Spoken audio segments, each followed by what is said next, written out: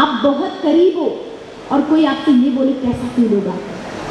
उसने बोला कि वापस चलो। मैंने कहा सर क्या बात कर रहे हैं, नहीं जाएंगे वापस। जो नहीं मानो उसने वॉकी टॉकी से एजेंसी का लीडर जो बेस कैंप में था, बेस कैंप ने बोला, मैम उसने वैष्णवी मैम को बोला, टाटा स्टील के पूरे सबको पता चल गया कि ऐसे ऐसे अरुणिमा का ऑक्सीजन खत्म हो रहा है। ये मान नहीं रही, अगर ये नहीं मानी तो ये जिंदा नहीं आएगी। वो नहीं, मैंने कन्विंस करने की कुछ देर कोशिश किया कि चलो चलो चलो कुछ नहीं होगा, लेकिन वो मान नहीं रहा था। लास्ट एक्चुअली माउंटेन में अपने आप आदमी को इरिटेशन होने लगता है। मुझे भी इरिटेशन हो रहा था जब वो बार बार, क्योंकि टाइम वेस्ट हो रहा था। मैंने उसका चलो, लास्ट में कभी कभी ऐसे पल होते हैं आपकी ज़िंदगी में कि जब आपके साथ ना आपके माता पिता होंगे, ना ही कोई आपका बड़ा होगा। डिसीजन सिर्फ आपको लेना होता है। मेरे साथ में भी वही हुआ कि शेरपा ने बोला नहीं जा सकते। लास्ट में मैंने बोला ठीक है, मैं थोड़ा सा, मुझे भी गुस्सा आने लगा। मैंने कहा ठीक है, आप जाना चाहते हो तो जाओ, नहीं जाना चाहते हो मत जाओ। मेरे पास इतना ऑक्सीजन है कि मैं अपने देश का तिरंगा लगाऊँ, ये रिकॉर्ड इंडिया के नाम ला पाऊँ। और उसके बाद एक्चुअली बछेंद्री मैम ने और मेरी माँ ने हमेशा एक बात मुझे बोला था कि जब तुम कभी ऐसे रास्ते पे हो ना, जब तुम अकेले हो ना, और जब तुम्हें लगे कि तुम्हारे साथ कोई नहीं है, तब तुम जहाँ पे भी हो ना, वहाँ पे खड़े होके थोड़ा सा पीछे मुड़ के देखना और ये सोचना कि एक एक कदम चल के तुम यहाँ तक पहुँची हो, और अपना एक कदम सिर्फ आगे बढ़ाना, देखना कुछ देर बाद तुम अपने टॉप पे होगी।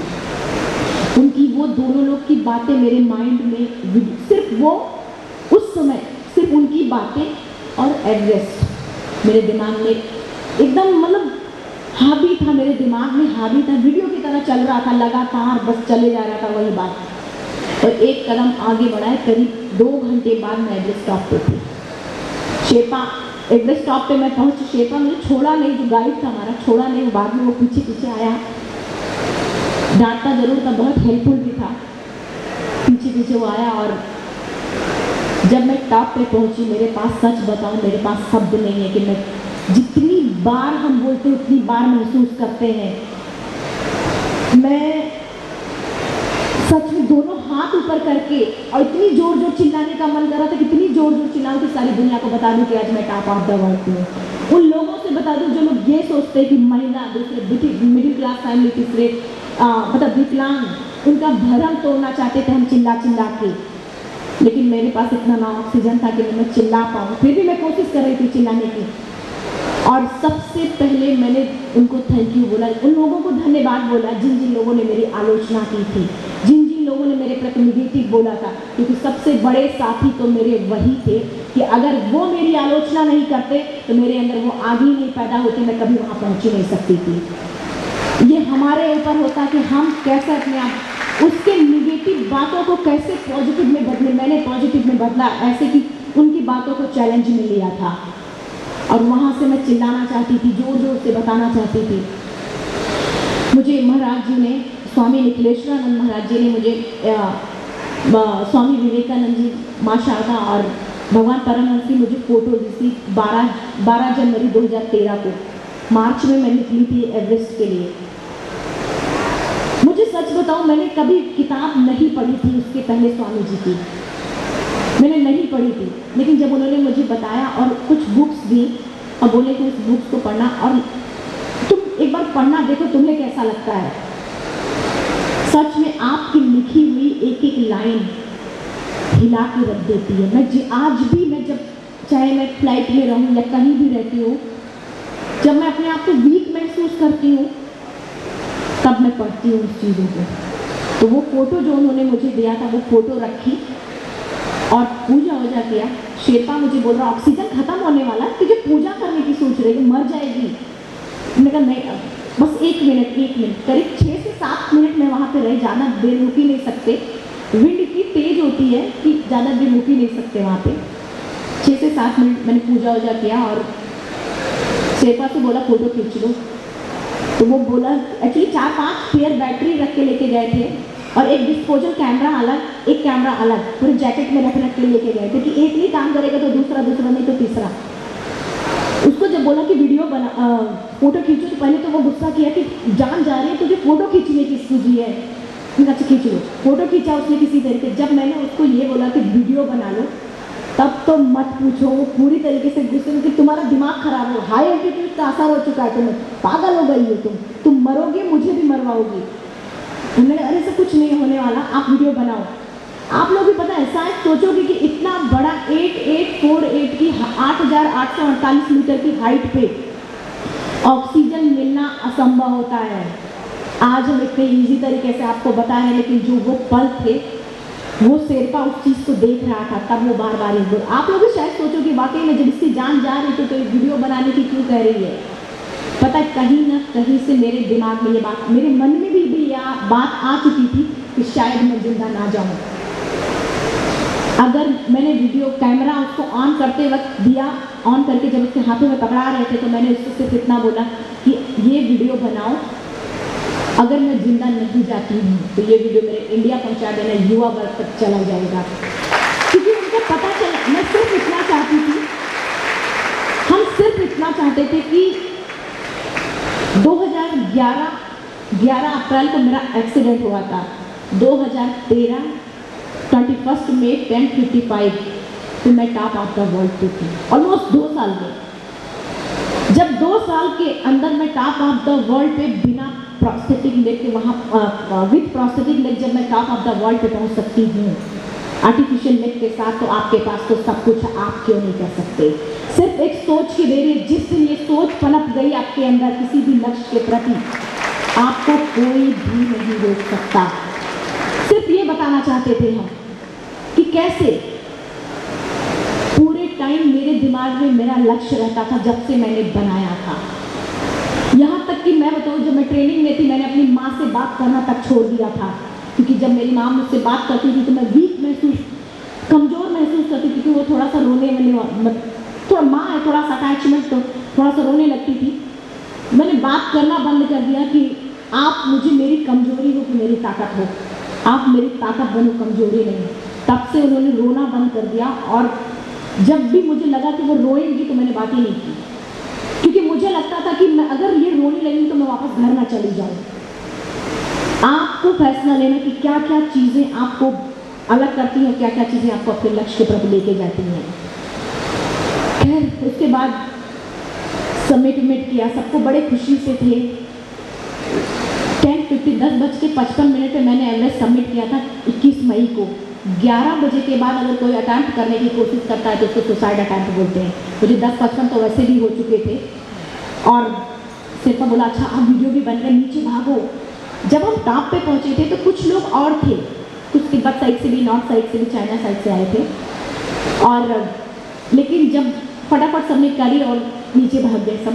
मैं प्रोस्थेटिक लेग से थी इसलिए मैं धीरे धीरे चले थे। मैं भी 2-4 कदम अभी नीचे ही आई थी, मेरा ऑक्सीजन पूरी तरीके से खत्म।